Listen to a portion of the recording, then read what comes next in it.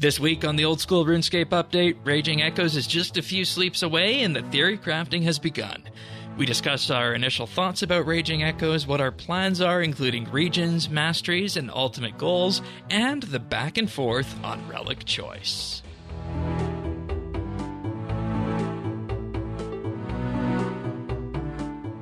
This is the Old School RuneScape update, episode 55, recorded Sunday, November 24th, 2024. Buckle up.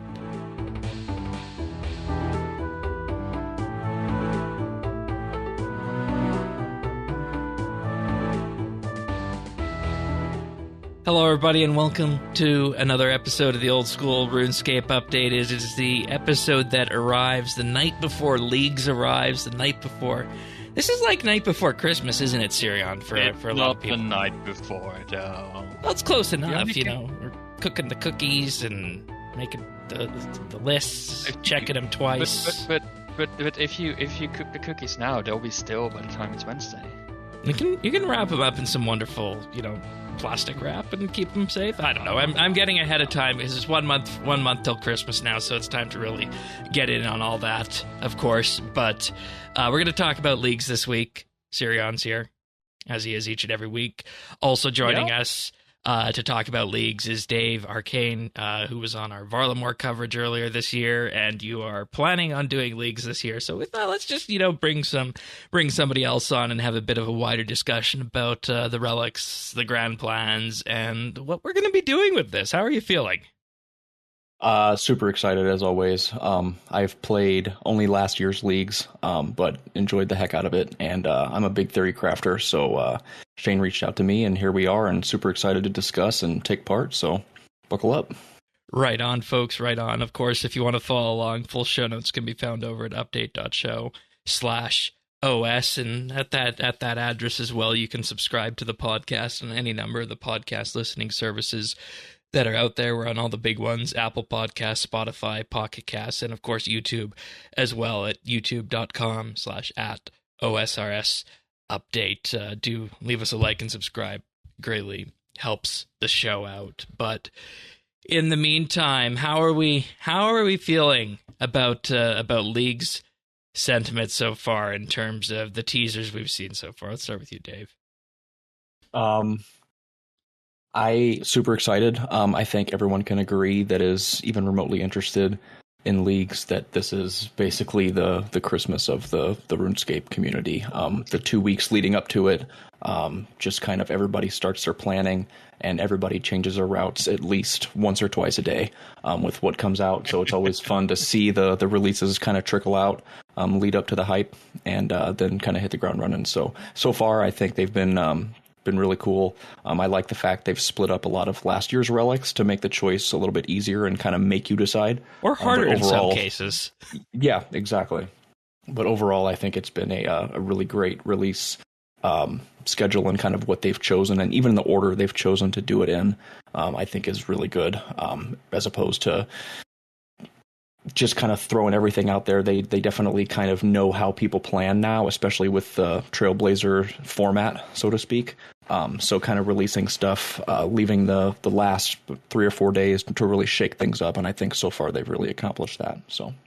Yeah. Okay. Yeah, that makes sense. And I think one of the things I'm most happiest about this is that they were bringing in a lot of the stuff from Trailblazer Reloaded, and we were worried about if it was going to feel substantially different enough. And I think even in the theory crafting part here, as more and more comes out, we see that yes, that is the case. So that's kind of where I'm at on this. How about you, Sirion?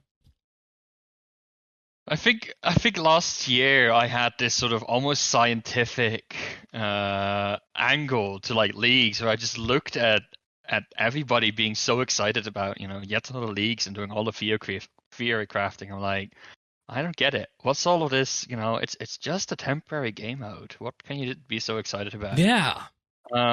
And even leading up to this, I was like, okay, it's another leagues. I get to, it's another Trailblazer, more of the same. But, I'm starting to feel like the leagues fever catching up to me. All of these, like, even if you tell yourself ahead of time, I'm not going to theory craft, right? I know that Jack's going to, like, change everything on me. I know that everything depends on what's actually being revealed on day off. You can't help when you see these things to be like, actually, if I and then like at that point you're lost, right? At that point you're down the funnel, and I've been having fun just theorizing and thinking about it, and I agree here that the order of things that they're revealing it in, it's a little bit manipulative, but not necessarily in a bad way. I think they really get the community going in a great way this way. Yeah, because I also like. Go ahead. I also like the fact that it seems that they have released majority of the relics. I mean, we have about 7 tiers kind of revealed, with only like 1 and a couple of them that aren't revealed. And I believe last year we only got like maybe half, or give or take, of stuff that was revealed until like day of. So I think they're divulging a lot more information to get more people hyped. Because I mean, if they only release like 1 or 2 relics from each tier, or just not the full tier as it is, people are kind of just like, oh, that's cool. And then it's like everybody's in panic the day of, and it really feels like they've kind of flushed out a lot of the relics so people can plan, because they realize that a lot of people do love theory crafting, and that's half the fun of playing. So I also think that it helps them, because if they hadn't revealed these relics, I think the fear that we had that it would just be a reskin of Trailblazer Reloaded might have stuck around. And I think this is really, from the get-go, they showed this is not going to be another Trailblazer Reloaded. And I think I think that's why they did a great job at revealing those first 3 relics first and be like, look, this is going to be very different. And I think that got everybody's neurons firing right away.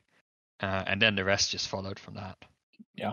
Yeah, and I think you get to a situation as well where you look at things like the fact that the combat masteries are their own unique thing this time, tied to your combat performance in game and not necessarily tied to the relics. Granted, there is a combat tier of relic, but you're not necessarily putting one of your relic choices into a combat style, and you can diversify the combat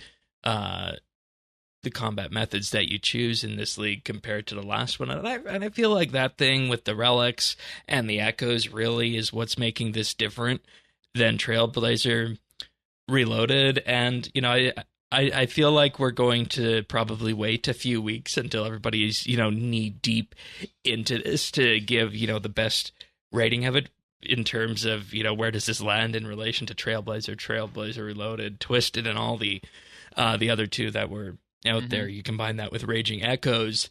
You think they're setting themselves up for success?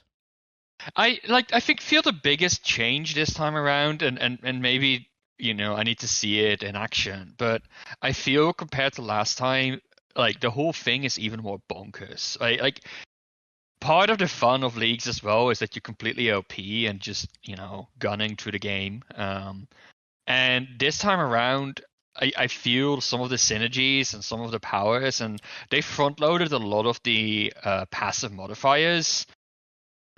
I think people are going to be able to set up, to achieve new feats of combat that weren't possible before. So, they're definitely sort of starting to lean a little bit into this crazy aspect of leagues, I feel. Yeah, and that's perfectly fine for the temporary game mode aspect of it. Oh, it doesn't have to be balanced. No. How liberating must this be for the game designers, where they're like, come up with crazy shit, don't worry about it being balanced, it's not going to be in the game permanently. Yeah, exactly. Is this going to be the best leagues ever? I definitely think it has potential to be. I can't speak on the first 3, obviously, since I did not play. But judging by the fact that 4 was a reskin of the first Trailblazer, clearly the most popular, and they're just further kind of building on both of those.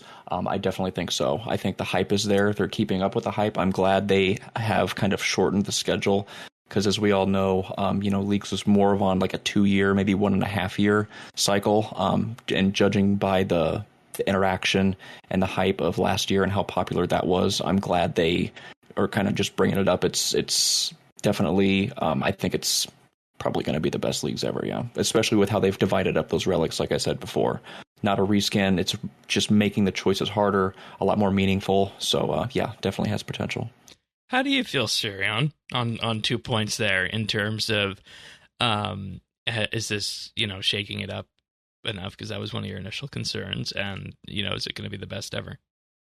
I do think they're shaking it up enough, and what really resonates with me is again, like what Dave said. Absolutely love the fact that the choices are hard now. I think the choices have never been as hard as this time around. Last time, I think for most relics, I had a pretty obvious choice. Like thinking about it, I was pretty obvious. Like, oh, this fits the best in my game style. I just don't know this time around. I'm having a really hard time picking, and I love it. Right? And to me, the fact that you need to exclude parts of the benefits as part of leagues, right? That you can't get every single part is such a it's my favorite part of leagues, and the fact that they leaned into that is that as much as I might get frustrated about the choices, this might indeed become my favorite leagues, despite the fact that nothing will ever top the fire making theme of the outfits from last year.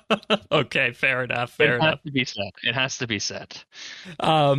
I really liked, and just real quick, the fact of them splitting up relics. I feel like it's a lot more region dependent this time, as to where last leagues it was more what your combat style was and what your play style was. Bingo. But for instance, you have Overgrown. Like if you have a route that has, or I'm sorry, the harvest, the herblore one that goes up against dodgy deals and friendly forager, corner cutter, like that is kind of worthless if you have a route that has a bunch of herb patches, and if you choose Overgrown, it synergizes with that. As opposed to last leagues, I mean, you had your teleport relic, sure, but like Trickster, Production Prodigy, Endless Harvest, like that doesn't really matter what your zones were. You pick your combat, Infernal Gathering, Bloodthirsty Treasure Seeker, not region dependent. Equilibrium, Farmer's Fortune, Ruinous Powers, not really region dependent. It was more of like, are you going to be combat focused or are you going to be skilling focused? And this, I feel like with them splitting up those relics has really made it region dependent to where everything kind of intertwines a lot more rather than overall this is just a better relic. So yeah, it lets you do both, which is good. Mm-hmm. Because there were so many people I remember from the last one that felt like they were in effect locked into Desert for Magic, because Magic synergized just so well with so many of the other things in the last league if you wanted to go that way. But we are getting to that point where we're talking about choices being made, and one of the things we wanted to talk about with that is the calendar of reveals up to this point. So what's been everybody's favorite calendar day of reveals so far with what's come out? I would say for me, and it's kind of underwhelming answer, is the relic passives. I've always want to know, like, what are our XP multipliers going to be? Right. When are we going to get those? Not saying I plan everything out like the first 2 hours of my exact route and guide, but it does give me a sense of priority on what I want to do. So I like that, and I like the fact that they revealed the combat's getting a double multiplicative multiplier to XP, but that's not until tier 3. I was so happy about that. I was always wondering, like, what are the XP rates going to be, and like that was my big thing, because they've mentioned that Dragon's going to be harder and stuff like that. So it's like, are we going to have a max of 12x, or is it going to be 16x? When are we going to get that? So overall, I know it's an underwhelming answer. Obviously, love all of the reveals so far, but I think that has the most utility and helps me out in terms of what I prioritize and when. So yeah, that's fair. And I think one of the two things that really stood out to me on the passives, or one of the ones that you mentioned, was the combat XP increase, but also the fact that farm ticks will occur every minute instead of every 5 minutes. That fundamentally changes the way that skill works.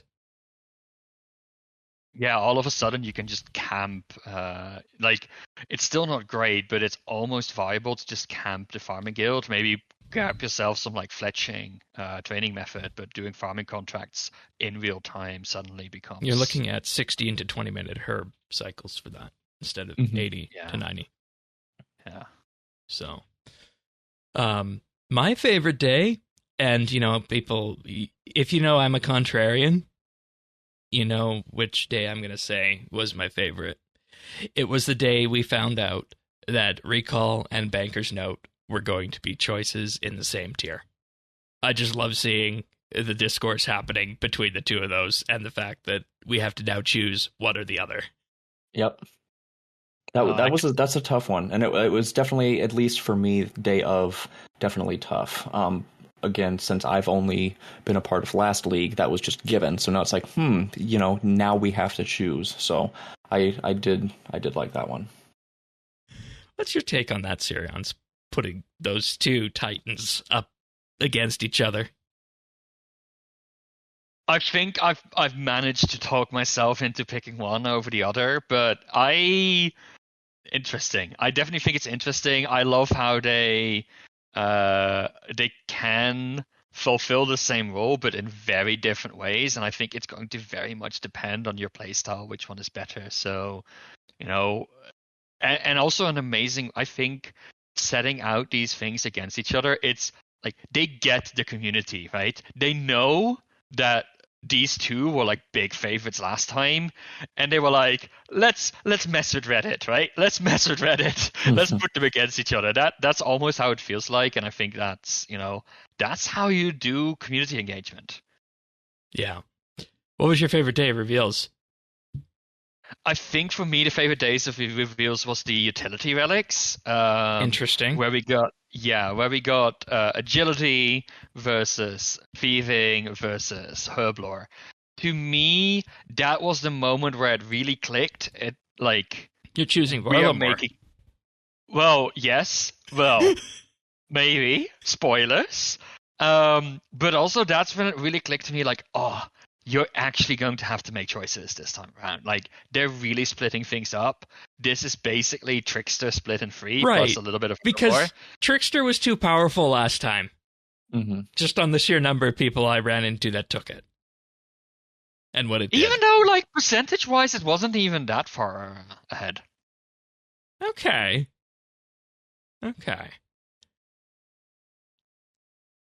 Any initial thoughts? Well, I guess I could get into the plans on this, because those have been our favorite reveal days so far, and that kind of goes directly into where we're going with the plan, or at least the concepts of a plan, as I've called it. Who wants to begin here? I mean, I can talk a little bit about my overall strategy. Okay. I think because, like, I don't think it's going to come as a surprise for people who've been listening to the show for a while, which is that for me, the biggest thing will be tasks. Like, this is why everything is a concept. But what I found that really worked for me last time is I'm not necessarily going to look at what is the content that's going to get me to all my 99s quicker. I really looked at what regions unlock the tasks that make me play game content that I want to play. And that's kind of the direction I'm going to go this time as well. And sure, I'm going to go for the Dragon Trophy again. That is my goal, but I'm going to try and do it while having fun the entire way, and avoiding the grinds that I just don't want to do, even if they are strictly speaking meta. Okay. And where does this put us region wise? Do you want to talk about that right now? I can talk about that, sure. So pretty early on, I was gravitating towards the desert, because I didn't get the desert last time. Yeah. And I think there's a lot of great content in there. There's Guardians of the Rift, there's Giant's Foundry, there's Tombs of Amascut that I want to give a try. There's Pyramid Plunder, which not necessarily content I like, but really good thieving content, right? So there's a lot of stuff there Temporas. I wouldn't say that's a piece of content I like, but it is an option for fishing XP, sure. And then the other two regions is I want to get Zaya again. Well, Great Current, but I feel it's so funny to me that Zaya is the name we use in League's content because the Z just works in summaries. Yeah. But, Yeah. access to the Farming Guild is huge for me, right? I think it is one of the most impactful pieces of content you can have access to across all of Old School. So I kind of don't want to go without. And also the Aspori, the Echo Aspori is kind of the only Echo boss I feel confident about having a shot at. Calphite Queen? No. No. Okay. No. It requires 2 styles, and only one of those styles is going to be buffed. No, it doesn't. Not if you go full range. You can shoot through the prayer. It's not a 100% up prayer. It's just a high defense. Anyway. And then Valimor, because I would love to... I'd love to do more Moons of Peril. It's my favorite boss encounter in the game right now, and I would love to just breeze through that. The gear is going to be really good from that as well. It kind of locks me into melee, but honestly, it sounds kind of fun to do melee for once. And you also, with going Varlamore Corrin, you have a great number of skill training methods there. From the mastering mixology to the Varlamore thieving to the agility course there, and then everything that you were mentioning in Corrend as well. It's really covering your bases on the skilling side. Exactly, and I'm a skiller. Like, I will prioritize the skilling content over PVM content again, like last time.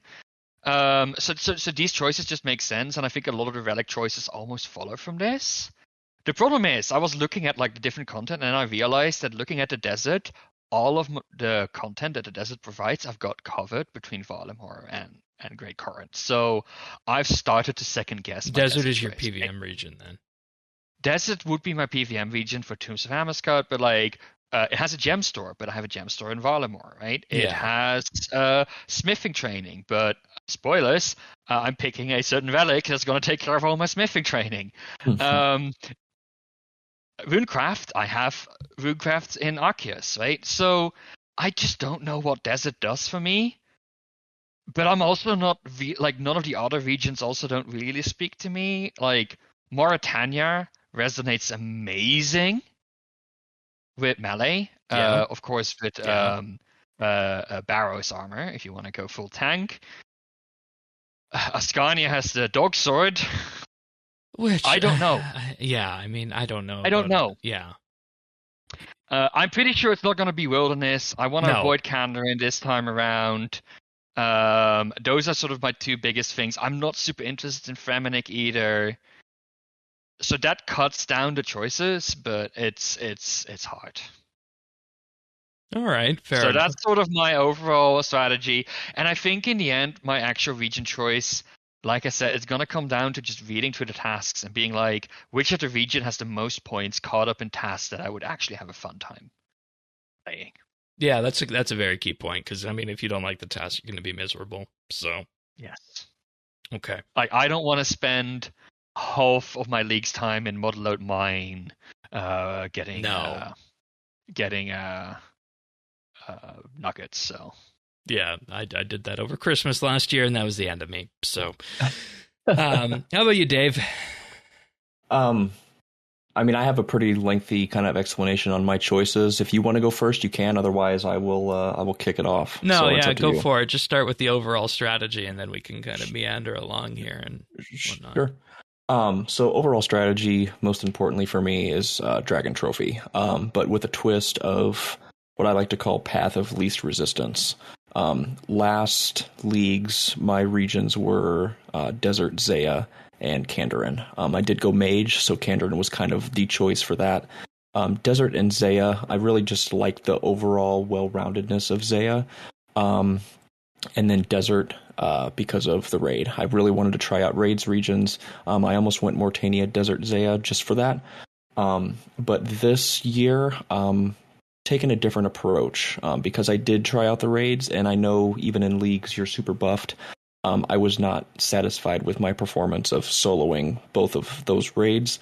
And not that Dragon Tier was hard, but it definitely got a little dicey there at the end on picking up tasks that I knew I could complete. So this time around, still going for Dragon. They said it's going to be a little bit more difficult. So I'm kind of going light on the PVM regions, which has kind of led me to the choice of Asgarnia. And everybody brace for impact, because this is kind of the meme on why it's so bad. But I will be taking Kandarin, or at least I plan to, just because the Echo Boss is fairly easy. And I took it last year. There's a lot of skilling content in there.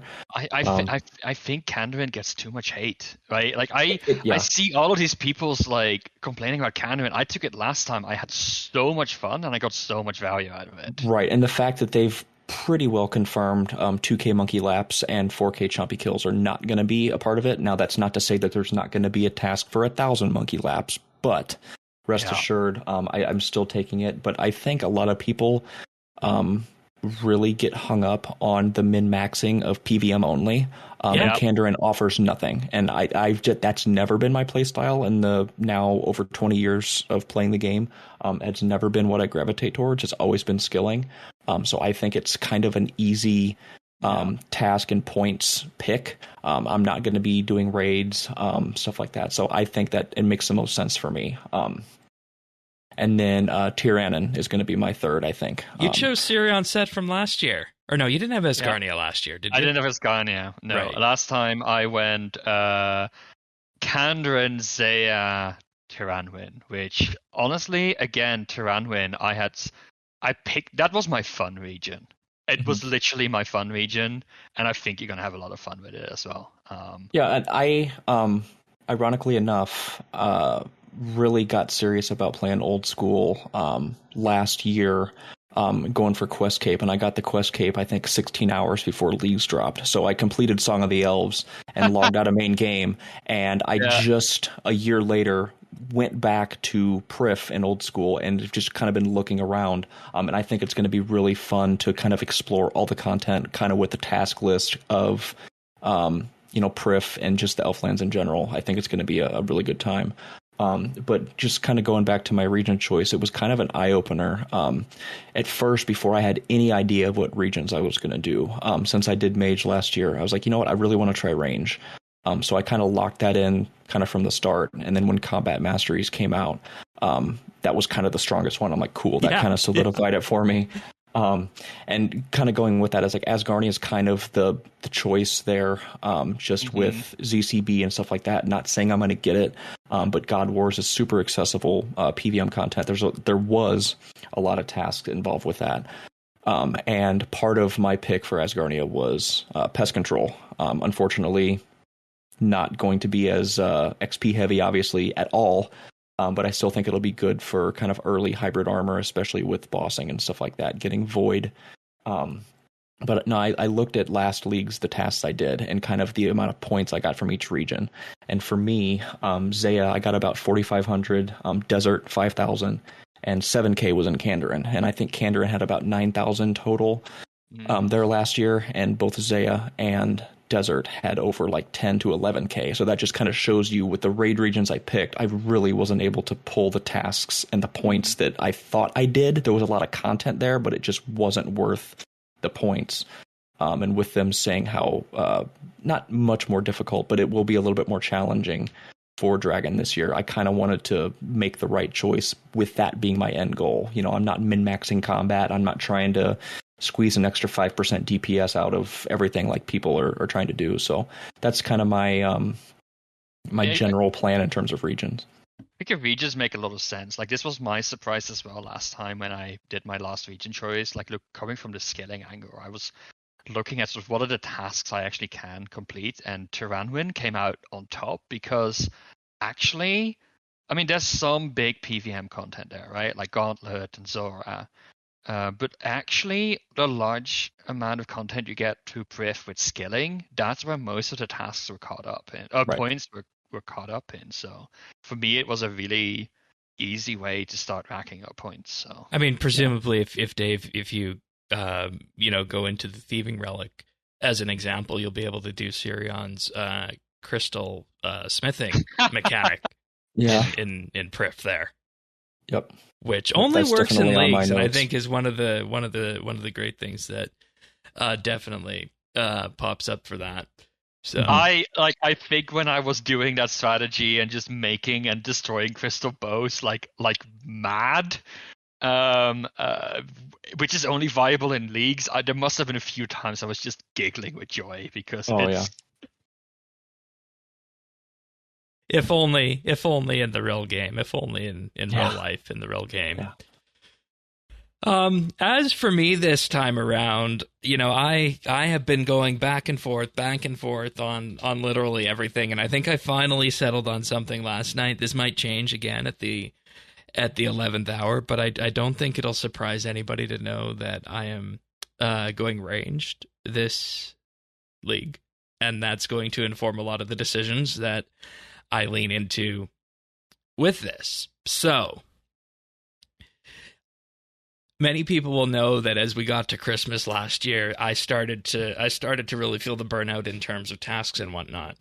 And I've made it clear to myself this time that I am just going to do what feels right and what in effect leans into that, league's power fantasy the most. I have no preconceptions of, what I'm going to hit, trophy wise, task wise, what have you, even if I, have any intent of picking up any of the rewards. It might just be, for me, for as an example, I spend 2 to 3 weeks in the game building up the character, try a few PVM things, and then say goodbye for Christmas, because that's probably about the time we'll be at. But with that being said, I think I've come up with something that's a little bit compelling in this, and my plan in general is to start out by leveling up the combat skills a bit, to a point that they're going to be, proficient enough that I'll be able to get by with most things. And then, surprisingly, and I think this is going to surprise the both of you, is that I really don't have much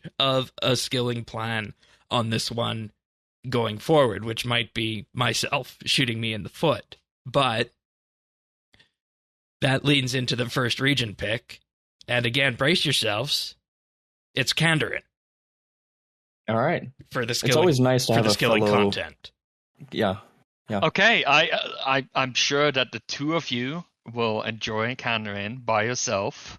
Yeah, we can boost Castle Wars and get a team together for Barbarian Assault, assuming those are taskless. I don't think there's going to be 5 of you in Kandarin. I think it's going to be just 2. So I have 3 other friends that they've never played leagues before, and I'm going to try real life friends that I'm going to try to get to play. And they're like, we'll just go whatever you go, so we have content to play. I'm like, sweet. So with Shane going that, we got a 5er team, and we'll milk the points. Oh no, I perfect. I was going to ignore the Barbarian Assault tasks. I was going to until I got a team, but here we go. So you may be on the chopping block. We'll have to see. Dear. Okay. And then the second region is desert. Makes a little sense for ranged. I want to try and get the Drygor machine gun and spend some time at the Calphite Queen and maybe dip my toes into the other desert bosses that are there. We'll see. Tombs of Amasket and everything else that is there, but main thing of course being main draw being of course the Calphite Queen Echo in that case. Now, would anybody care to guess what region number 3 is? I think you're gonna be contrarian and pick wilderness. I thought, now that you say that, that wasn't a close second to my third region, but I like the past couple days I was like, you know what, like all the bosses there are like very easy. I just don't want to have the anxiety of just watching my back like constantly, especially like all the rev tasks and stuff like that. But let's see, what would your third one be? Let's say the most contrarian would be wilderness for sure. I think I'll go Varlamore. I'll guess that. All right, so you're on a guess. I don't think it's gonna be Varlamore. Like, there's so much skilling content there, and if you're going there for the PVM with ranged, there's not. That's basically the Colosseum and the mid-level stuff. Mm-hmm. Yeah, and I don't see you doing the Colosseum, because Varlamore was in my pick at least twice of the 6 iterations I've gone through. And then Varlamore is an amazing region. Once the masteries came out and you had to kill all 3 Echo bosses, I was like, you know what? It's probably, if I want an attempt to get at least 9 of the 10, probably not the best. And we don't know how many tasks are going to be around each Echo boss. I mean, that could be a decent amount of points, and it's just, there's plenty of skilling. And I mean, I was looking at Moon's Apparel and the other few, Amaxolotl and Huey. I was like, those are easy bosses. I could get those. But I mean, I honestly probably wouldn't touch Vardorvis or Colosseum. I would give them a shot, but I just don't think they're as farmable as I would like them to be. So anyway, I'm sorry. I'm going to guess Fremenic. Yes. Oh, very nice. That's it. I think that's actually pretty popular within the PVM because Fremenic has basically dethroned Kandarin in terms of power. What has sold me on that was access to the Myths Guild. And the Adamant and Rune down there, the access to the Super Anti-Fires, and Wrathrune stuff as well. Yeah, there you go. I like it. Yeah, that's a fun one. And you get the Daganov Kings are also quite accessible. Yeah. Yeah. You get some really good echo gear from that as well. So I can see that as a choice. And I'm also with that, and the idea behind that is, and we'll have to wait and see what else comes out at Tier 4, but I'm leaning towards Golden God with that as well. That'll be good. In terms of the alchemizing and the stores that are available in those regions and the Myth Guild and whatnot. And, It took me a while, and I was just really, really looking at the DPS calculator. And what sold me on the combat style more than anything is that my biggest complaint about RuneScape games in general, and this was an issue with RS3 as well until earlier this year, it's just the question of accuracy, even at high level PVM, especially in old school. Mm-hmm. And going ranged at this time, if I take all 6 steps of the ranged combat mastery, you never miss in PVM, and that just is going to be such a liberating thing for me when it comes to combat. So that's really what sold me on ranged. And then I was just looking at other things that I could in effect synergize with, and the desert was there for the Drygor blowpipe, hopefully, and then Kandarin seems like a good skilling choice. And then it was like, well, what else can we synergize with that? There's Myth Guild, and then that leads to Fremenic, which is also the Dagannoth Kings and whatnot. If anything is to change on that, it would be the latter 2 of Fremenic and Kandarin, but I don't think so at this point, because after last league, I said, Corrin was fun and whatnot, but I don't necessarily know if I'd go there again. So that's kind of what my general strategy looks like this time. And I'm not really going to be focusing in too much on the point rush, except for, unlocking those first few tiers of the relics and what have you. But overall, I think my goal is to just have a more lean back experience. That, I think for me, that was the big lesson last time, is how I think last time I was a little bit late in boosting the points. Like, for example, clue scrolls are an amazing source of points early on. Yeah. And I will probably focus a little bit more on getting those tasks that are like early quick wins. Even if I have to do them a little bit inefficiently, I'll probably be doing them a lot to just unlock that higher XP modifier. Like, my goal is to basically do no skill training, like no proper grinding until I have at least like a 12 times modifier. Yeah. Just to and like from 12 to 16, that's not that big of a jump anymore. I feel like at that point I can just ignore that exists, but I really want to focus on getting as many points out of the way as possible. So, I mean, for you, it's going to be interesting if you want to boost your combat, right? How are you going to boost your combat by first doing a bunch of tasks and getting a higher XP modifier? Or will you brute force it by just training combat? Yeah, and see, that's the thing. I don't know. And, it's going to take a while to get towards Golden God. But I remember one of the problems I had last time was, finding the best way to get the limbs for the rune crossbow. And I feel like we're in such a Lose. Yeah, there's that. But also we're in such a more fortunate position this time with elemental spells that everybody went to ancients last time, but elemental spells with elemental weakness makes things like the metal dragons and whatnot a lot easier to kill and are going to be a cakewalk in leagues. And also there's aspects of the magic talent tree, combat masteries, that boost that elemental weakness stuff too. So, I mean, who's to say that standard spellbook might not be the play this time, at least for some places. So I think the biggest worry from my strategy is indeed going with melee. I think there's this. You're kind of relying on the Blood Moon set, aren't you, for that? I'm kind of relying on the Blood Moon set, though. That being said, I just love the idea of using the Macaras, as we like to call them, at like double speed. Oh yeah. And of course, you have to think about it. Every hit splat gets like potential echo hit splats, and because you're doubling the number of hit splats, like you're doubling the chance. So, like, my idea is that it's just going to be hit splat madness, right? That's sort of my fantasy. But I am sort of relying on that, and I'm sort of wary that, how am I going to get through fight caves using the power of leagues, right? I don't really get benefits against Jad because I'm not going to melee Jad. I mean, are you mad? Yeah. Are you mad? So, melee for me is like the biggest risk, but at the same time, Moons of Power is kind of the PVM content I like most. I would love to do a bunch of that. It's for me, it feels like one of the best ways towards a decent set of armor. That's not like Blessed Dragon Hide, which I did last time. And to be fair, I was 100% into melee. Sorry, I was 100% considering Varlamore if I was going to go magic for the Blue Moon armor. Yeah. So it's a great option, a great region. Look, and I like I said, I want to do mostly the scaling content, and if my melee choice ends up not being a great choice, then so be it. I think I can still do some of the PVM content that I really want to do just fine. Hey, did you go desert last year? No, I did not. No, I did not. Okay.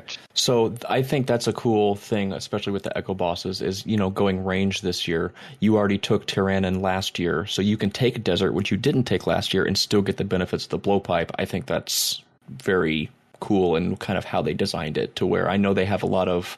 They had mentioned they're not going to have as many, if any, cross-region tasks. So the fact that they're adding stuff that, people basically only chose Tyrannon last year because of the Blowpipe, or because they just wanted to try out Elf City, as to where now it's like, you don't have to choose this just for this one item, and they've kind of sprinkled those rewards out, and I really like that design feature. So right on. Should we talk about some relics? Yeah, I was just going to ask that. And I feel like my tier 1 was already chosen for me, just because of how I feel about mining and smithing in the game. Yeah, I don't know. That might be a relatively simple reason to take Power Miner, but that's really the way I'm leaning here. Yeah. Nope, same for me. I think itself, like I said, I have a bunch of kind of notes and stuff for that choice. My first and foremost, obviously, I am choosing Power Miner. But it really came down to, at the heart of it, when I first saw it, it's like, I'm going to need ammo. I want to make ammo, and I want to make it fast, at least in early game. But then kind of as I thought about more of the regions, it really does, quote unquote, solve a bunch of skills for me. Other than just making mining itself a multi-gather node, so to speak. So it basically makes mining like woodcutting. You're getting 4 ores per rock. You're not just hitting a rock and moving on, as to where you could sit there and chop a tree or fish a fishing spot and kind of AFK it. So that was really big for me. But it also came down to the fact I don't really need the other ones. Animal Wrangler, I have Kandarin, so I have access to Red Chins, Falconry. Fishing last year, I just AFK'd Karambwans and cooked them that way, and I was fine. I didn't have a relic that boosted that, so there's no need to really start now, for lack of a better term. But that being said, I think that fire making is one of my weakest skills. I may literally just have to resort to line fire make teaks, but of everything else, that's going to be probably my most lean forward method of skilling.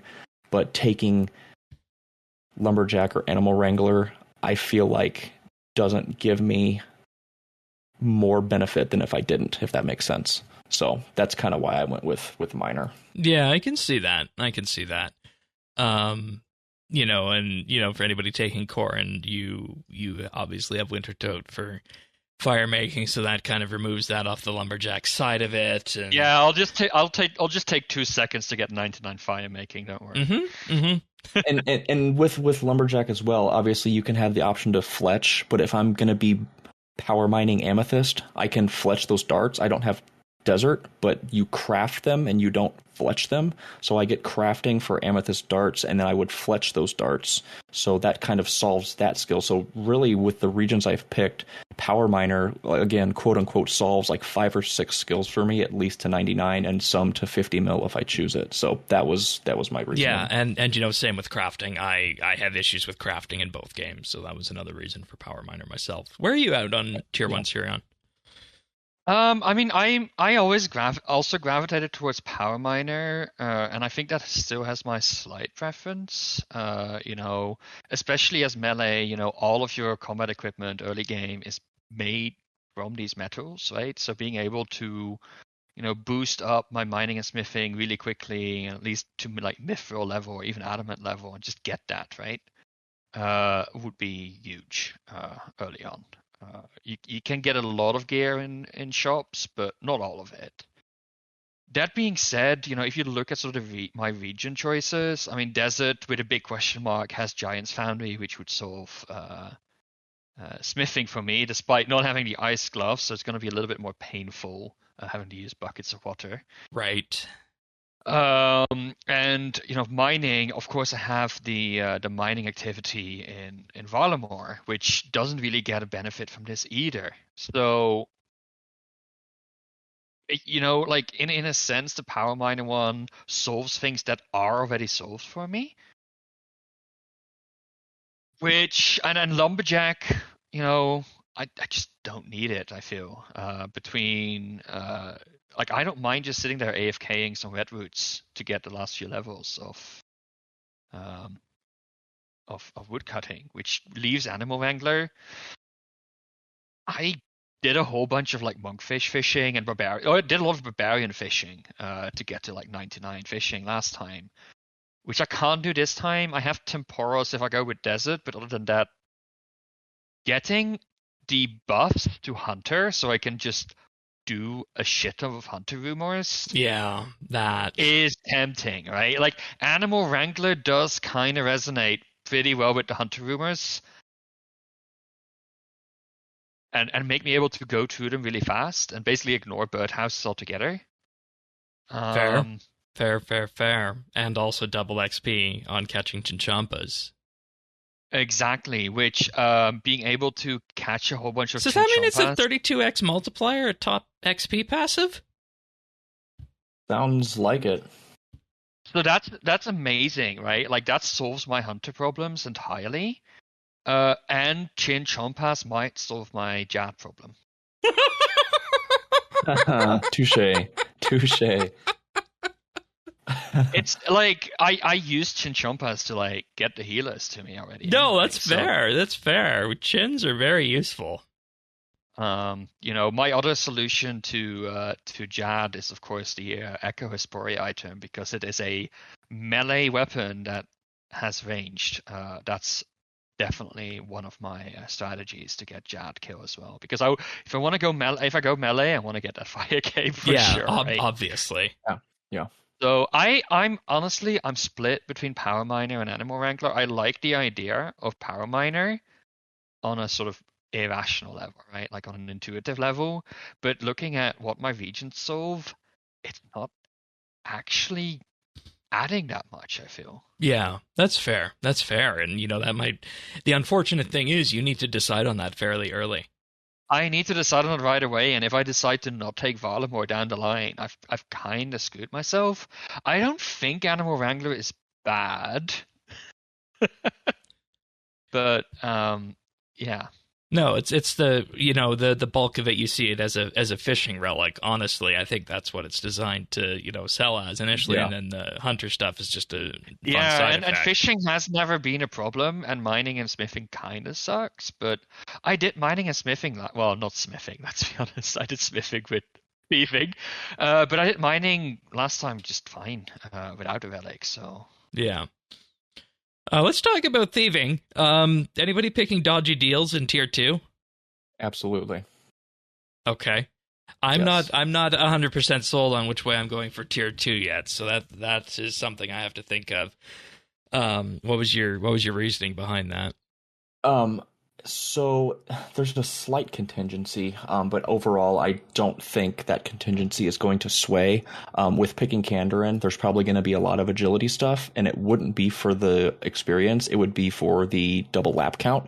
But with 2K monkey laps going away, I don't think that's going to be a problem. Again, I think I can power through 1,000 if that kind of turns up.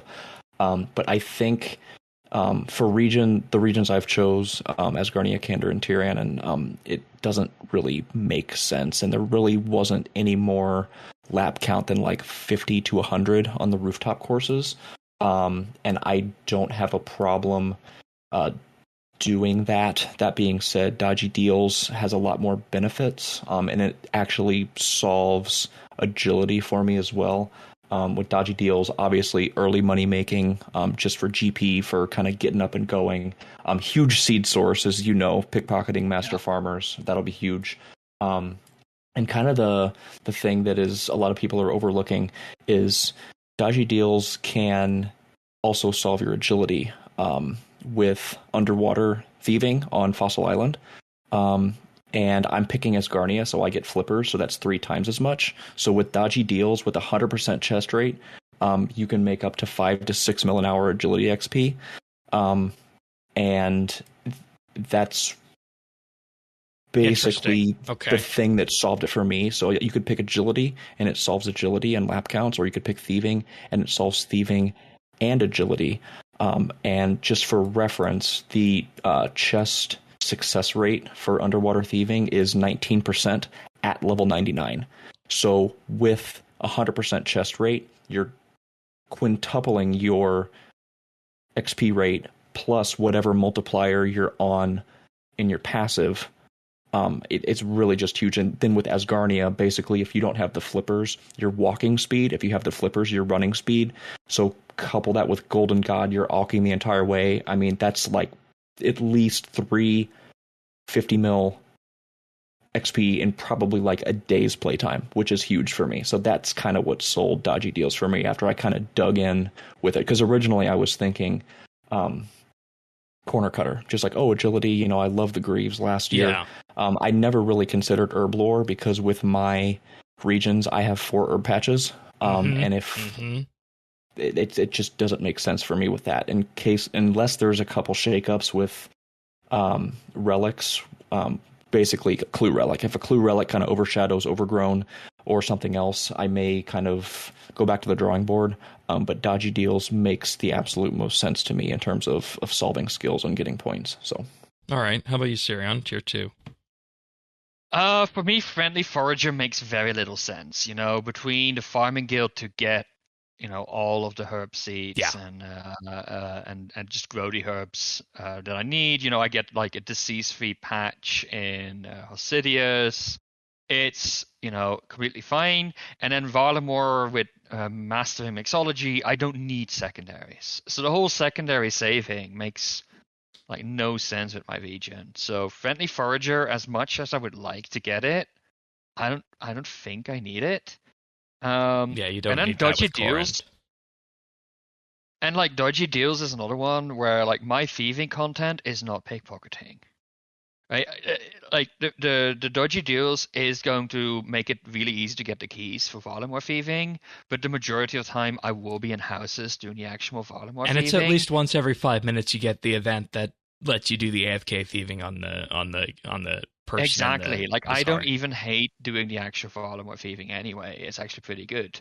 So weirdly enough, I think I am actually going for corner cutter here. I know it's just I think I know it just solves agility, but with my regions, especially late game, I don't have great agility solutions. I don't have Sepulcher. My highest level agility course will be the Poly one, and that is if I pick Desert, which is still a big question. So I think that's sort of what I'm gonna go for. Maybe I need to reconsider with like the underwater thieving, but I will probably not be picking Asgania. If I pick Asgania, I think that suddenly changes the equation based on what Dave just told me.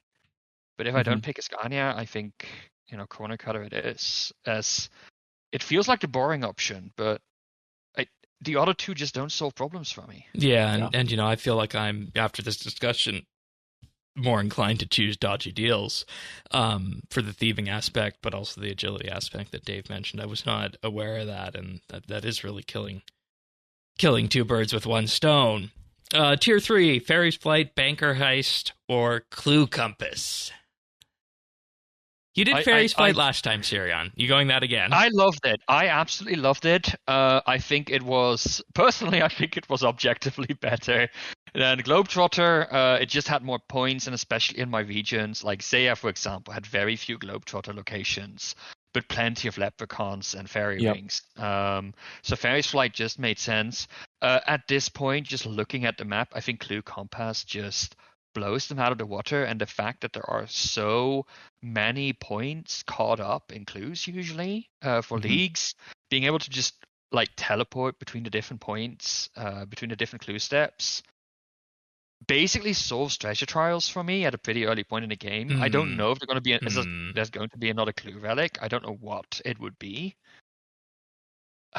Yeah, that's the biggest, that's going to be the biggest shakeup for me, is at the heart of it at this point. I hope there is none, because I'm going to be really hard pressed to choose that over Golden God. Well, I'm basically going to choose it if it's there. So that would either mean, and I don't want to get ahead of myself, but that would basically kind of shake up my other two relics, because if that comes out, depending on what it is, that will be what I'm choosing. So I'll have to figure out how to solve others. But yeah, I was leading to.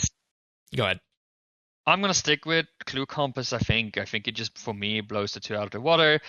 Even like Bank Heist, just, I don't know. It just. I mean, I have fairly modern regions which have banks all over the place, and that helps, right? Like Varlamore and Zaya have a lot of banks. So I think Bank Heist competes, but it is fairly easy to get to bank locations, I feel, and Clue Compass, it has some really good spots that you can get to. And just being able to teleport to the current clue step is what sold that one. Yeah, that's fair. That's fair. And I wasn't thinking about the clues going into this, and given the fact you can use Clue Compass without even, having a clue, that adds things to it. I was just gonna, keep the bank one, because that's what I had last time, and it worked. Well, you had Globetrotter last time, right? Yeah, the bank one. No, Globetrotter. There wasn't a bank one. It was Globetrotter or Fairy's Flight. Okay, I had Globetrotter then. What did Globetrotter do? Remind me. You basically had all jewelry teleports. And all teleport spells as well. Why the hell did I choose that? I should have chose Fairy's Flight. I'm surprised you didn't, being so into farming. That would be super easy, but also the farming relic last year was mega broken, so it didn't really matter at that point. Yeah, that's fair. Tier 4, we're still missing one, but we have Golden God, which I mentioned briefly, and Reloaded. Golden God, High Alchemy and Low Alchemy have no restrictions on them, no rune cost, give more gold, 65% chance to not consume the item, and it also adds a benefit to prayer that you can offer 20,000 coins at a prayer altar to get XP equivalent to using a dragon bone, and this does respect altar XP modifiers, amongst other things. And Reloaded lets you choose another relic from any previous tier. Wow. Reloaded that definitely shakes it up. Yeah, I love the Reloaded one. I think that's really one to throw like a bomb in the, or sort of a fishing explosive into Reddit, right? Yeah, and I think there's plenty of tier, and it's interesting the way they worded it and how they revealed it. kind of, again, if we're to trust the reveal trailer on order, only works for something below. So that would be Power Miner or the Gathering, Support, and Teleport relics. And I, at least for me, I don't really see any path to where I need more than one of those, at least to the point to overshadow Golden God. And also, again, with not knowing what the third one is in this tier, which could be a clue, Relic, I just don't see the value in that for me. Now, I know there's plenty of people that are like, oh my gosh, I can get Power Miner and Animal Wrangler, or I can get Corner Cutter and Dodgy Deals. I think the biggest thing that Reloaded is going to be used on is the support. People going Dodgy Deals and Friendly Forager to that's solve what I was thinking. Herblore, for sure. But with my research and kind of digging, I still think Golden God, and that's currently my choice. Golden God solves a lot more skills for me in terms of getting points than it would for me to just solve Herblore. Yeah, like I got tons of stores, and that's, magic training while I'm moving around doing other things. So why not? Also, last tier I am doing Clue Compass as well, because basically you have your, I think to me, the bank heist, I think there's few region combinations where that makes sense. I think it's very baity, but Clue Compass, since I'm focused on getting the points, doing clues, getting straight there, but Karumja, basically you have your bank teleport in Shiloh. Kandarin, you have Catherby, bank teleport, and even more kind of important for me with Asgarnia is the teleport right outside the Zambi room. So it's right there. So at that point, I don't need, I don't want to get ahead of myself, but I think that just solves the most for me. But going back to tier 4, I'm sorry. No, that's fine. Sorry for skipping over you on that. Oh, you're fine. Yeah. Sirion, which one do you want? Look, like Reloaded, it's an interesting one. I'm gonna keep Reloading sort of as a contingency, right? If I feel like I've made a mistake or I'm really missing out one of the previous. That's a good way of looking at it. Like if you, like what we were talking about, if you don't wind up taking Varlamore or something and you screw yourself, right? Yeah, exactly. That's sort of why it's there. And that's the way I'm going to treat it, which also probably means I'm going to really focus on validating my assumptions that went into the previous 3 tiers as soon as possible. I generally don't think it makes sense to get a second teleport relic, right? I think that's a waste of time, a waste of a Reloaded. So please don't do that. Golden God is an interesting one, right? I haven't really found a good way for money making, especially if I don't take dodgy deals. There's of course Valimor thieving to get some money out of it, but in general I feel money is going to be a problem. At the same time, the whole prayer thing is not a problem for me because I have libation balls in Valimor. So I am kind of banking on the third relic here being useful. Okay, that's fair. Golden God is not bad for me, but I think there can be a better one in this tier for me. Fair enough. Yeah, and I just as a term, because if you are choosing Varlamore or basically any place that has a gem shop for that matter, I think that will be a good moneymaker because before I was solidified, semi-solidified with Golden God, I was trying to solve crafting, and in Asgardia there's a Sapphire shop, and if you are able to at least buy an inventory of uncut, cut them all and sell them back, I think you're anywhere from like 5 to 7xing your money. Granted, it's not the quickest thing, but it should be enough that way. That's what I did. That's what I did last year until I got to the thieving in Tsar City. Right, yeah. And that's another thing that I was kind of thinking of was Golden God doing is being able to have enough money to just buy out all the rune shops, going to Tsar, going and just getting a huge stack of Toggle and just going Diamond or Onyx or whatever and just doing it that way, and that would instantly solve 50 mil crafting for me. But again, that's why I'm like, I want the clue relic, and if it shows up in this tier, that really shakes up things. But I think the more points are going to be in clues than solving 2 or 3 skills at 50 mil. So that's just kind of a choice that I'd have to make, and that's going to kind of be my crunch 2 hours before when they release the entire task list. I'm going to be scraping and trying to optimize as much as I can, but it's really just kind of finding. I mean, I'm not min-maxing PVM, but I'm pretty well trying to min-max tasks and the difficulty and that efficiency ratio, at least for me. So yeah, that makes it difficult. The question of the age is Total Recall versus Banker's Note. I don't know yet. I don't know. I think generally, just my opinion, Total Recall is the PVM route, Banker's Note is skilling route. I was thinking the exact same. Are you reading my mind?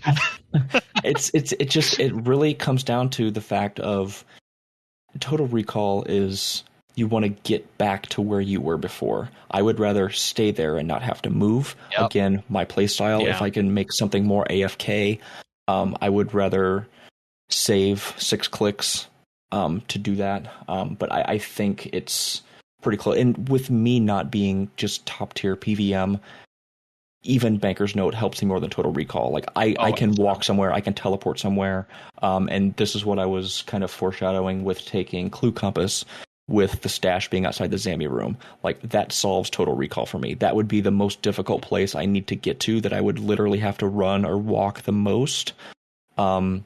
I don't need Total Recall because I can just use my teleport relic for that. And even in a boss fight, I basically just have a mini fridge with me. I can bring as many potions as I want, as many food as I want. I can sit there, I can camp it, I can get the, not that I'm going to be farming combat achievements, but I can get the endurance achievements, not leaving the room for 50 kills at Sarah or, whatever. So I think that solves a lot more for me. So I'm definitely going Banker's Note. Yeah, I went Banker's Note last time, and it's one of the choices I don't regret. It made Runecraft almost a joke, right? I had that too. Yeah. I had a stack of noted essence with me, and I literally had my screen set up so I didn't even have to move my mouse much. It was just. Yeah. And the thing is, you could Total Recall back to the altar, but at that point, you're saving time. You're not saving clicks. You're still teleporting twice. It's no different than going to teleport to ZMI altar and running, and then you got to teleport to Castle Wars. Here, you just be teleporting to Castle Wars, teleporting last recall, and that doesn't solve it for me. Nope, exactly. I totally agree, and I can definitely see Total Recall being really powerful as a PVM tool, right? Getting all of your special attack energy back at the start of every kill.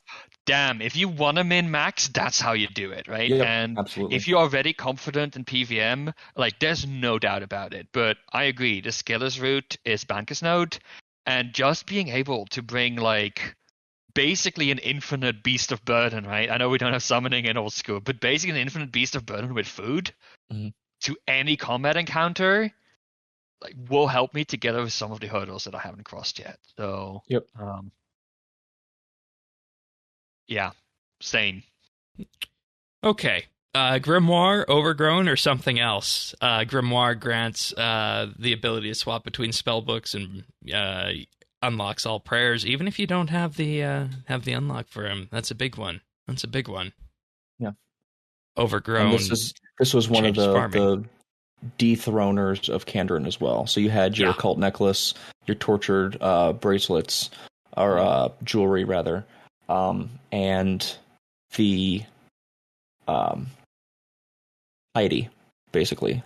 Now there's no need because you're basically taking Fremi for the Dagonoth Echo jewelry, which overthrows Occult Necklace and basically all jewelry for that matter. And then Grimoire basically making piety. You don't have to take that for that. So this is one of the, I don't want to say many, but one of the few relics that kind of just dethroned Kandrin. But with that, Overgrown. And the funny thing is, I still see a world where I take Grimoire even having Kandrin. So yeah. Mainly for the spellbook aspect of it, the Arceus spellbook, mind you. That is nice, yeah. I think for me, look, Overgrown, it's nice, but I don't hate farming to begin with. I have the farming guild. Again, I have the farming guild. I Overgrown feels like I don't need it. If I really want farming XP quick, I go and do Tithe Farm, which is really not that Yep, bad. that's fair. Mhm. That's fair. So, and again, I'm kind of banking here on the question mark relic, Yeah. because I mean the Grimoire isn't bad, right? It gives me piety, which for melee is huge. Love it, absolutely love it. And it gives me access to Lunars. That might in itself be a very interesting addition to what I have access to in terms of skilling utility. But again, it just like none of these solves one of the major problems I still have, I feel, in my regions. Well, that's good that you're feeling, in many ways it's good that it's not a must-have. Yeah. If that makes sense. It makes these choices very hard, which I kind of dislike. Mhm. I think, if anything, I might end up just going for Overgrown just to basically completely de-risk all of farming. But it only solves a single skill, and it doesn't even solve the worst skill. So Well, yeah, and that's I kind of have a question, and it may have been answered before. With Overgrown, I know it kind of auto replants and stuff, but it specifically mentions seeds, not saplings. So I'm wondering, will this work for trees, or are we going to have to manually plant the trees every time and basically go on the farming run? That wouldn't necessarily make or break it for me. That being said, I kind of hope if there is a clue relic, it's in this tier, because even with the 5x rate, 16 to 20 minute herb runs is better than 80 minutes. With wood trees and fruit trees, I can get like 2 in, 3 in a day realistically. And I don't need 50 mil farming. I can deal without that. It's just nice to have that on autopilot. And if need be, just don't use my herbs until I'm 16x for herb lore and get that solved as quickly with as little materials as possible. But if I had to choose, I had that exact same question about the saplings. Yeah, so I think that could be big. Again, I don't think it's going to matter. Again, if Clue Relic comes in this tier, I'm going to pick it. So Clue will basically dethrone any tier it's put in, unfortunately. I just hope it's kind of in this, because I have no problem kind of just doing traditional faster farm runs rather than solving like 4 or 5 50 mil skills. You can almost, your herb runs will be a little bit shorter with the teleports and fewer patches, but your herb runs will be almost back to back, right? At this point. Correct. So it's not having Overgrown is a minor inconvenience, but at the same side of the coin, I'm almost hoping there isn't a Clue Relic, but I think there's going to be. So it's just really kind of having to adjust on the fly, and I think they're saving that for like the 2 hour before release, because that's really going to mix things up. I'm hoping the Clue Relic prevents Zamorak and Saradomin pages from spamming. Oh, that would be big. That would be. That last it basically time the Clue just one allowed you to over. not like. Was it something like you didn't need like the emote items or something like that? It was pretty huge as well, I think. So that would be a big deal. Yes, that is huge. My biggest reason for picking Grimoire would be to give me rigor. Yeah. Did the Clue Relic last year prevent you from needing the emote clue items? Because I feel like, because I know I marathoned a bunch of clues, and there was like 2 or 3 that I couldn't do because you needed like a Zammy spear or something like that, and I just couldn't. I did not have access to that. I have unless the page they patched open. it. I have the page. Treasure Seeker. Higher chance of clue scroll drops. Oh, that's huge as well. The rate of obtaining clue vessels are increased by 10 times. Clue scroll have the lowest number. Reward casters will give the maximum amount of reward rolls. Nothing about emote clues. So. Okay, but still, that would be huge. I mean, even just getting a lot of the higher tier points were just collection log slots, right? Because it was one for like every 50. Oh, no, yes. You would open like 4 clues, and you would have like 50 unique slots. So like that really snowballed. So yeah, exactly. It's kind of a cheese way of getting the points, but at the same time, I think it's completely viable. Yeah, that's absolutely fair. And then the combat tier, which they gave us all 3 of here. We have Last Stand, which is the survivability relic.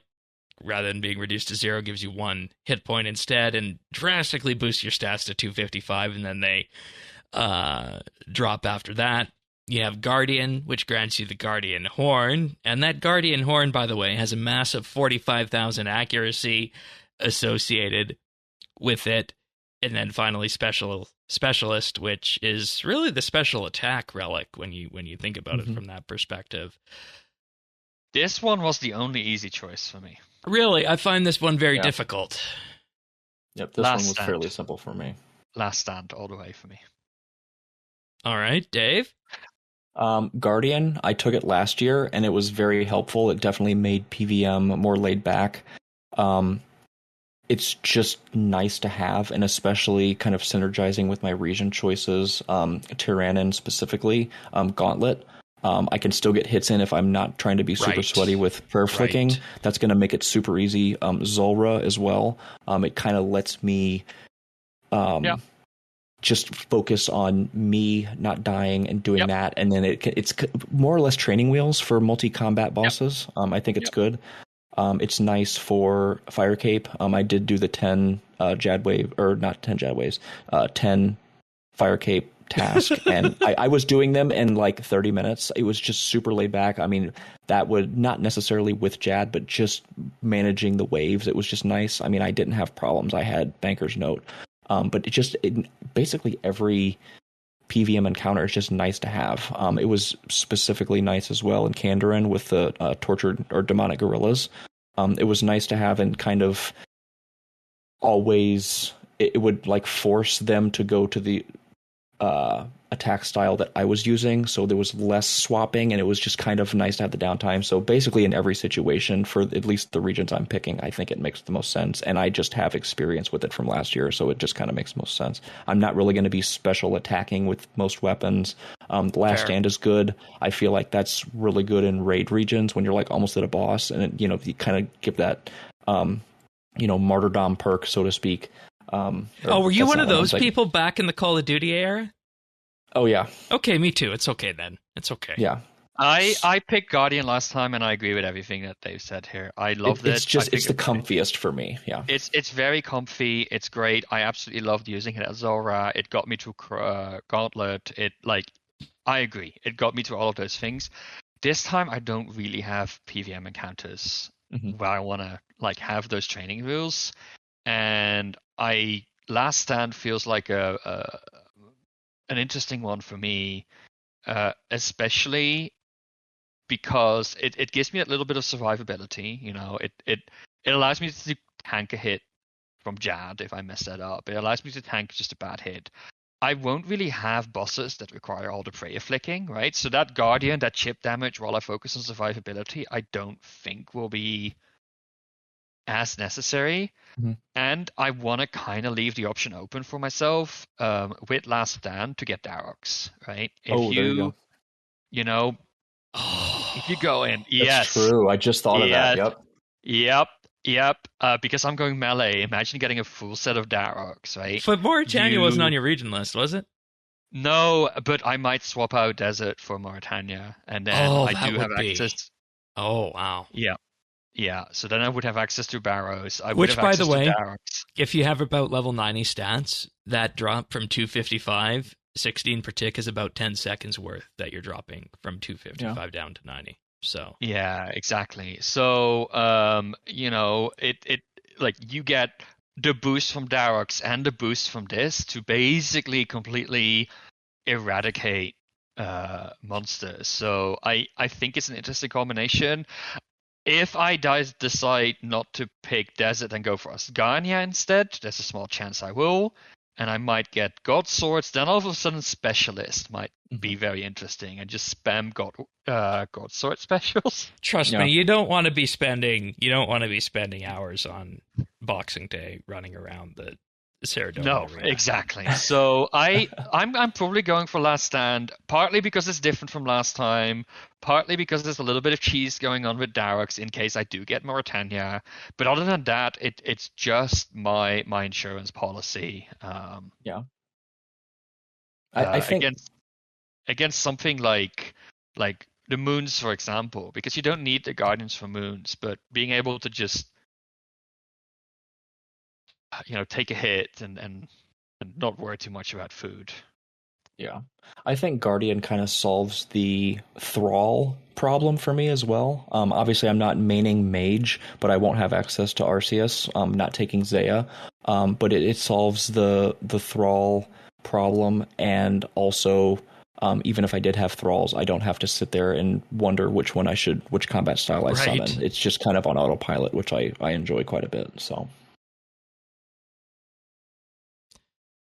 Well, I believe that pretty much brings us to the end of the remarks here. I don't know if Siron, did you want to go into those the other fun combinations that you were thinking? Because I don't have anything that I prepared aside from my main path on that. I know you kind of mentioned your. Not really. I think we covered like a very varied view. I think there was another one earlier that I mentioned. No, I think mentioned both of the interesting combinations I had in mind. It mostly comes down to how can I use the combat relics to completely cheese the heck out of melee? Yeah. And I think it's a testament that we're in a spot this year where melee is something you can look into and have a really good time with. So look, I don't think it's going to be the min-max option, right? I think I agree that range is probably going to be up there. Maybe magic as well. Melee probably not, but I do think that the relics this time around will get me in a position where I can at least have fun with melee. And that's really what I want to do. I just, like I said, being able to just continuously smack my Blood Moon swords basically continuously, right? Because of the speed and the double hit splats. I just basically want to see like 10 hit splats on my bosses. Oh, yeah. That to me is call it a power fantasy, but perfect. And I think the best thing about this is, and both of you can kind of attest to this, that I wasn't really planning on doing anything overly substantial with this league. But it wasn't until I sat down last night and the night before that things really started to synergize for me. And believe it or not, I'm actually looking forward to it. Yeah. So I have a question for you, Shane, before we wrap up, because you've been teasing all year that you're going to meta slave this time around. Yeah. Are you meta slaving? Maybe. I've see, that's the thing, and I wanted to come into this show before I did any research on what the perceived meta was going to be. I feel like it's going to be ranged, and I think it's going to be that the fast rate of attack without missing, and I don't necessarily know if my latter two region picks outside of desert lead to that, but I do feel like I have a fun thing that's kind of teed up for that. If that makes sense. I think the meta is going to very, very much center around raids, and Dave's argument for his regions has really put me to think that I should put desert aside and pick something that doesn't have raids. Yeah. Well, that's the reason that I only have one raid region. Yeah. So damn, even the Theorycrafting show is adding more second guesses to yeah.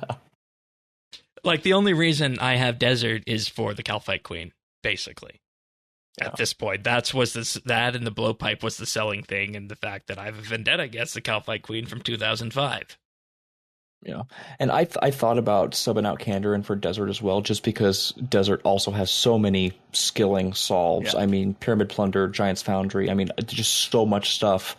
But at the end of the day, at least last leagues, there was just a lot around TOA. And that being said, TOA is, in my opinion, the easiest raid to do. With all of the I forget what they're called, but basically all the modifiers you can put on, so you can choose your difficulty. Yeah. So I don't want to deter you too much. It's definitely fun, but just with how heavy the kill count and drop tasks are, I personally, I beat the raid. I beat the raid multiple times, but I didn't, even with the drop increases, I wasn't able to get it to a farmable purple rate, I think like on a completion, I was still at like a 16% rate when all these other people were doing a 500 rated raid, and they basically had like a 98%. So every time they're going, and they were able to get like 4,000 points with all of the purples you got from there, and that just wasn't something I was able to do. So. Yeah, Solo, that's one of the mind you, reasons so. I do have Desert still on my short list. I think Tombs of Amaskut is definitely something I want to check out, and I think Melee can get you to most of it as well. From what Hey, if you come, we can do it together. There you go. Oh, we'll see. You can be the ranged person, I can be the melee person. Yeah, that might work. Perfect. Yeah, but let us know what you guys think, folks, on this episode. Are we wildly off base? Are we still providing the noob perspective that we were providing a year ago, or have we wised up a bit? I think at least my opinion, and especially with a fellow Kandarin picker, I think there's no wrong choice, right? And I mentioned that so many people, I mean, easily the severe majority are so caught up on PVM and min-maxing DPS and getting 3 more DPS here. Now, if that's fun for you, that's great. I know there's so much candor and slander, but if that's what you enjoy, like, pick it. And that's kind of the cliche thing with any video game, like, do what's fun, right? So I know I'm in the minority. I mean, my favorite skill being runecrafting, like, what kind of a crazy person am I? I like the grindy stuff, and Kandarin has a lot of grindy things aside from the 2K monkey laps and 4K choppy kills. Like, that's what I enjoy doing. I don't need always constant interaction. I just kind of like numbers go up simulator. So that's what I enjoy. That's what I'm picking. And I think can I secure transfer you my login details, and you can get the choppy achievements from me on my main. And that, if you enjoy it, pick it, is what you said, and that's precisely why I'm not choosing Tyrannon this time around, because been there, done that. I spent last league, I spent an afternoon and a bit learning each of the 3 bosses in Prif there, and then subsequent day and a half, day or so, depending on each one, diving deep into them. And I even since unlocking Prif on main earlier this year, the only one I've really gone back to is Volcano. So yeah. It's just not content I want to play in leagues, so that's why Prif. Yeah, I think it for listeners, if you're still just wondering what to do, right? I think you kind of just need to ask yourself questions. First of all, what do you want to get out of the league? Do you just want to have fun? Do you want this to be like a legal private server and just see how crazy you can get? Do you want to go for Dragon Trophy? Do you want to get rewards? Do you want to try out raids? Because that was my original kind of goal last league, and I was talking to Shane about it. I said I want to take like all 3 raid regions. I'm just got my quest cape. I want to get into bossing. And if you've never done raids and you just want to dive in with crazy stats, like, do that. Do what's fun. Don't let people say, "Oh, this is crazy, this is bad." Just do what you find is enjoyable. And I really just don't think you can go wrong. But you really need to ask yourself, what do you want to get out of it? Do you just want to play casually? Do you want to get a reward? Do you want to compete for points? And then just kind of lay out what makes sense from there, and I think you'll be fine. There's also no bad choices, right? And No. even if there are, the consequences are just not that big. Well, Wilderness. The consequences are big there. No, I don't think Wilderness, because Wilderness drop mechanics will work as in PVM. So, I don't think Wilderness is even a bad region necessarily, because there's a lot of accessible PVM in the Wilderness. In general, I think even if you pick a region that you really don't enjoy in the end, that still leaves you, Misthalin, Karamja, and 2 other regions to play with, which is a lot. I didn't unlock Tranvin until pretty late into the leagues, and even then I could have probably gone without. So, don't stress too much about, I delayed a lot of choices because I wasn't sure, and I think in the end you're suffering more by delaying your choices and being stressed about it, and having made the wrong choice, because there's so much flexibility and so many different options. You can make pretty much any combination work. Oh yeah, absolutely. I enjoy min-maxing skilling. Like that's what's fun to me in this game. That's what I'm doing. And even with the regions I'm picking, there's a couple skills that, like, while they're not optimal, like AKA fire making, I'm probably gonna line fire teaks. It's still ridiculous XP. I'm still gonna be getting like 2 mil fire making XP, and this is probably the worst fire making route I could take. So I mean, at the end of the day, don't get super crazy unless you enjoy that sort of, spreadsheet making stuff. All of your stuff is, at the end of the day, without boosts other than the passives. You're getting a 16 times rate at what you're doing. Like, you will get it done. It's perfectly fine. And hey, if you're not enjoying yourself at the end of the day, go play Factorio. That's right. No, and that's also true. And I think, just to add, the passives are super powerful, but I think, even all of these min maxes, I think all of the builds that you see pass by have a downside. I think it is impossible to solve all of the skills. Yeah. So don't feel too bad if there's one or two skills that feel like you have to just brute force. Brute forcing will be super fast, and everybody has a few of those. So. And don't be afraid, and I kind of made this mistake as well. It's an MMO. There are communities. If you pick a raid region and you're struggling, there are plenty of other people, I'm sure, just on your friends list or in your clan or whatever, that would like to do it. I mean, even if you get 3 people together, you're going to be banging out purples in raids like you wouldn't believe. I'm more of a solo player. I just wanted to try it solo, but like, if you're like, oh my gosh, I'm almost to the next tier, like, just reach out to some friends, go on Reddit, go on communities, whatever, and just get people to come with you, because I'm sure they'd enjoy it, and everyone's going to get more enjoyment out of it if you just like, hey, I need some help with this. So it's never hurts to kind of reach out and, get some help if you need it. So look at that. Some tips to enjoy leagues. It wasn't even in the show notes that we would discuss this. Right on. You get some bonus content from us this week, and it's already very long show. Yeah, and I'm not even going to go into what I just did, but I just asked my OSRS chat GPT thing what regions I should choose for this league, and it has no idea. So I need to tweak that. But anyways. We'll be back next week for another episode of OSRS Update, folks. Let us know what you guys think about regions. Let us know what you're doing. Either in the comments or the Discord over at update.show/Discord. We're very interested to see what kind of weird combinations are out there. And, there's always the meta choice and what people perceive as good or bad. But if you have weird choices, we want to see those too, and how they're working for us. So let us know all of that. Update.show/OS, or in the YouTube comments over at youtube.com/@OSRS Update. Leave us a like and subscribe. Greatly helps the channel out. But thanks, Dave, for being here. Always good having you on the show. Yeah, absolutely. I appreciate you having me on. It's always fun to talk leagues and Theorycraft. And also, don't be afraid to, if you're in game, hop in the friends chat and chat with us. And we'll be always happy to give insight and just kind of discuss further. So, yeah, thanks for having me. That's right. You can find that at BitsBytes. Sirion, anything else before we go? No, thanks again, Dave, for being on board. It was a pleasure having you on and getting some new insights. Yeah, always a pleasure. All right, well, we'll see you guys next week for another episode of OSRS Update. See you then, everyone. Take care. Bye. See ya.